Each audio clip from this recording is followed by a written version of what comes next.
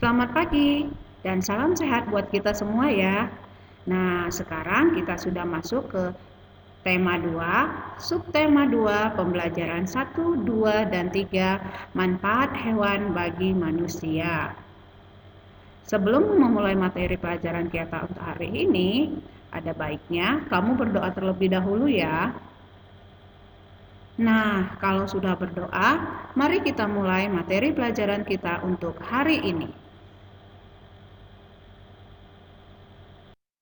Manfaat hewan bagi kehidupan manusia. Tuhan menciptakan hewan agar dapat dimanfaatkan oleh manusia. Ada hewan yang dipelihara untuk digunakan tenaganya, seperti kuda. Ada juga yang diternakan untuk diambil daging, kulit, telur, susu, dan tulangnya, seperti ayam, sapi, kambing, domba, ya, masih banyak lagi. Ada pula hewan buas yang hidup di alam bebas. Menjadi kewajiban kita semua untuk menjaga dan melestarikan hewan sebagai ungkapan rasa syukur kita kepada Tuhan. Nah, itu manfaat dari hewan. Tetapi kita juga wajib untuk menyayangi hewan. Dengan cara bagaimana? Dengan cara memberinya makan, tidak menyakitinya, dan diberi kandang, juga diperkembangbiakan. Membaca nyaring teks dengan lafal dan intonasi. Membaca nyaring adalah membaca dengan cara bersuara dengan tujuan agar bacaan yang dibaca dapat didengar dan dipahami dengan baik oleh orang lain. Agar tujuan tersebut tercapai, yaitu bacaan yang kita baca dapat didengar dan dipahami dengan baik, maka kita harus memperhatikan lafal dan intonasi yang tepat saat membacanya. Selain itu, kita juga harus memperhatikan jeda saat membacanya. Nah, sekarang apa itu lafal? Lafal adalah pengucapan bunyi-bunyi bahasa. Sedangkan intonasi adalah lagu kalimat. Sedangkan jeda adalah pemenggalan kata atau kalimat. Mari kita dengarkan pembacaan dongeng di bawah ini dengan nyaring. Kisah ikan dan burung yang bersahabat. Di sebuah hutan hiduplah dua binatang yang saling bersahabat. Binatang itu adalah burung dan ikan. Keduanya sangat dekat dan selalu saling membantu. Kedekatan keduanya ini tidak terjadi begitu saja, melainkan melalui kejadian yang mengubah mereka. Waktu itu, ikan sedang beristirahat di pinggiran sungai. Ia memandang biji-bijian di pohon tepat di atasnya. Kelihatannya biji-biji itu enak dimakan, kata ikan dalam hati. Ia lalu berusaha meloncat setinggi-tingginya untuk mendapatkannya. Berkali-kali ia meloncat, namun tidak berhasil mencapai biji-bijian itu. Ia hanya bisa memandangi biji-bijian itu. Saat sedang memandangi biji-bijian itu, perhatiannya teralihkan oleh seekor burung yang berterbangan ke sana kemari. Tuhan, kenapa Engkau tidak memberiku sayap untuk terbang, agar aku bisa meraih biji-bijian itu, kata si ikan dalam hati. Kita tinggalkan si ikan dan beralih ke burung. Setelah berterbangan, burung hinggap di salah satu dahan pohon di pinggir sungai untuk beristirahat. Saat itu, ia melihat ke air. Di dasar air sungai itu, ia melihat banyak sekali cacing berkelihatan. Kelihatannya cacing-cacing itu enak dimakan, kata burung dalam hati. Ia lalu berusaha masuk ke dalam air untuk menyelam dan menangkap cacing-cacing itu. Namun, ia tidak berhasil karena ia tidak bisa berenang. Ia hanya bisa memandangi cacing-cacing itu dari atas pohon. Saat sedang memandangi cacing-cacing di dalam air, perhatiannya teralihkan pada ikan yang sedang berenang di dalam air. Tuhan, kenapa Engkau tidak memberiku ekor dan sirip untuk berenang, agar aku bisa meraih cacing-cacing dalam air itu, kata si burung dalam hati. Akhirnya, ikan dan burung saling tahu kesulitan masing-masing. Berkali-kali si ikan melihat burung menyelam ke air untuk mendapatkan cacing. Demikian pun burung, berkali-kali melihat ikan meloncat-loncat untuk mendapatkan biji-bijian. Lalu mereka berkenalan. "Hai ikan, apakah kau menginginkan biji-bijian ini?" Kata burung. "Benar, tapi aku tidak punya sayap sepertimu, sehingga tidak bisa terbang mendapat biji-bijian itu," kata si ikan. "Aku juga menginginkan cacing di dasar sungai, tapi aku tidak punya sirip sepertimu, sehingga tidak bisa mendapatkan cacing-cacing itu," balas si burung. "Bagaimana jika kau membantuku mengambil biji-bijian itu? Dan aku akan membantumu mendapatkan cacing-cacing di dasar sungai," ajak si ikan. "Terima kasih ikan, aku setuju," sahut burung dengan gembira.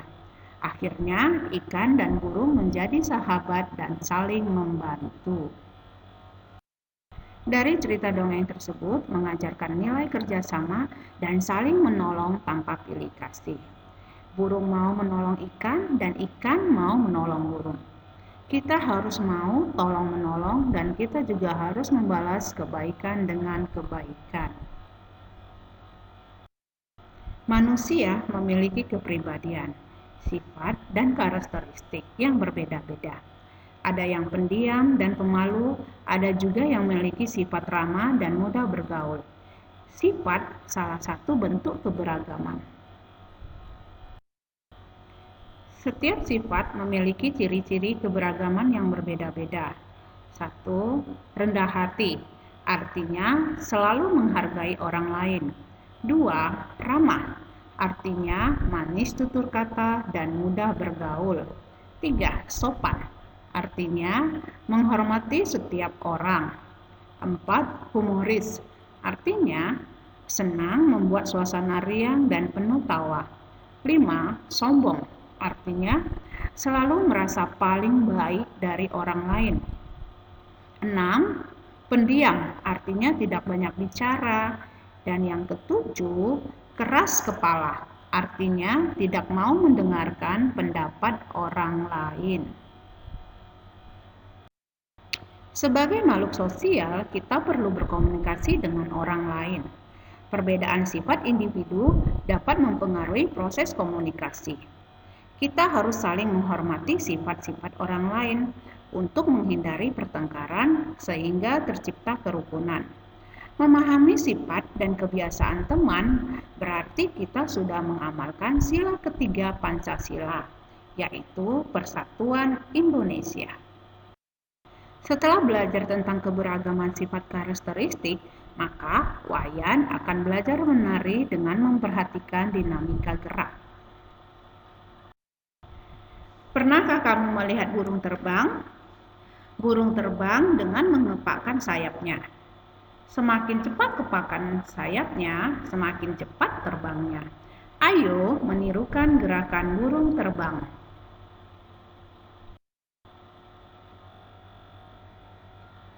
Berdirilah tegak.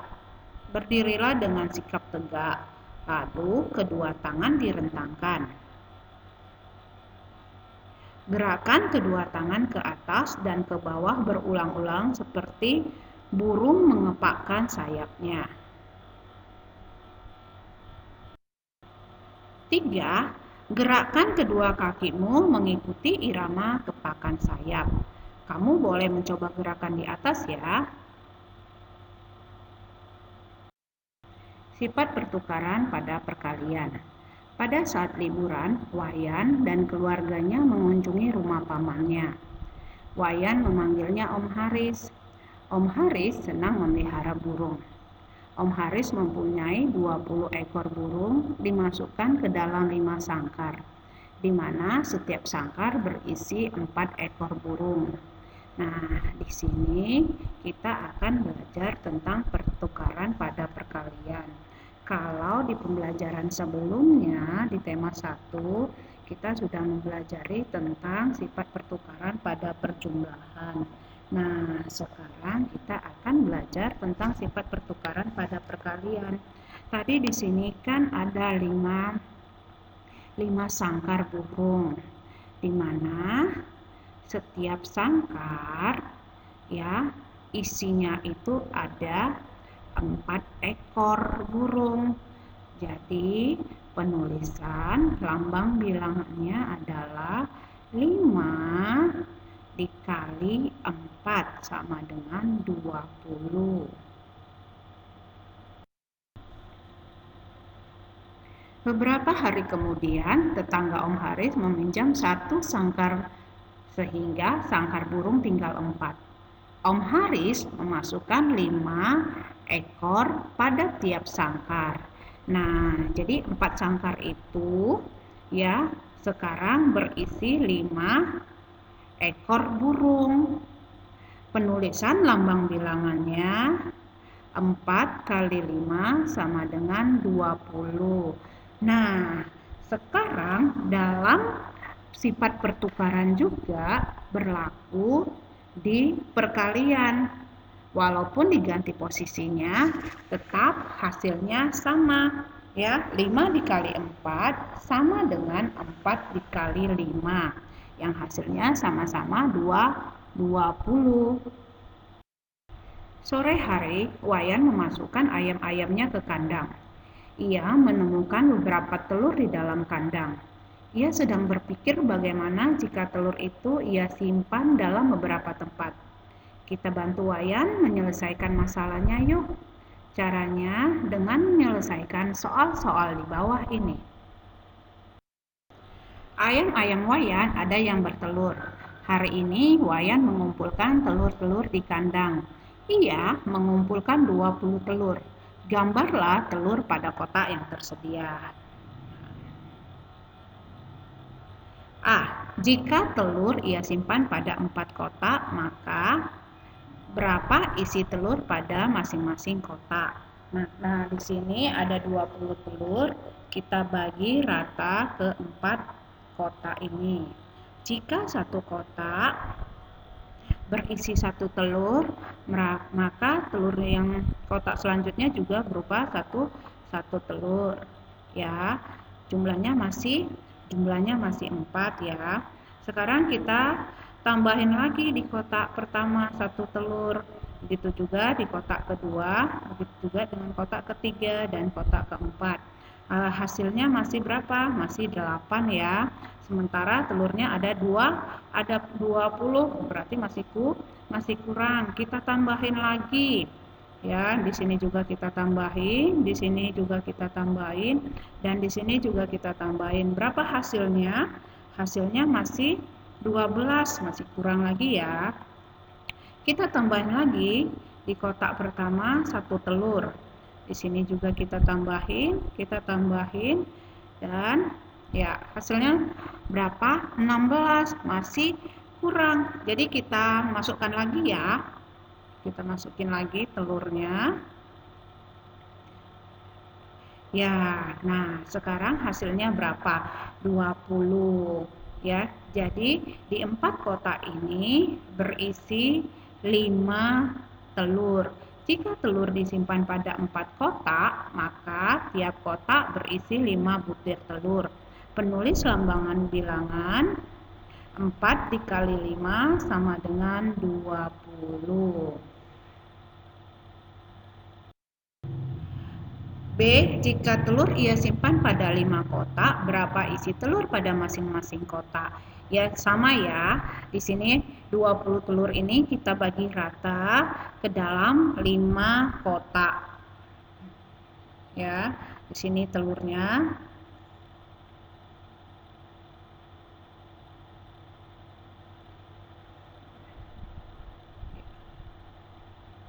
Ya, sampai hasilnya 20 ya. Ya, 4. Jika telur disimpan pada 5 kotak, maka tiap kotak berisi 4 telur. Penulis lambang bilangannya 5 dikali 4 sama dengan 20.